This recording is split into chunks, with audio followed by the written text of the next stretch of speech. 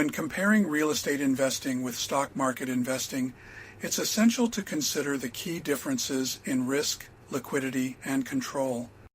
Real estate investing involves purchasing physical properties, which can provide steady rental income and potential appreciation over time. Investors have control over their properties and can add value through renovations. However, real estate typically requires more capital up front, and the process of buying and selling properties is slower. Stock market investing allows for buying shares in companies, offering the potential for quicker returns through dividends and market growth. Stocks are more liquid, making it easier to buy and sell quickly.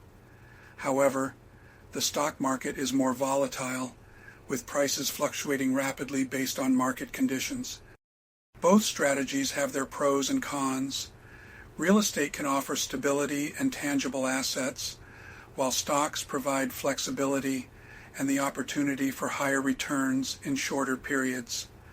The choice between the two depends on your financial goals, risk tolerance, and investment horizon.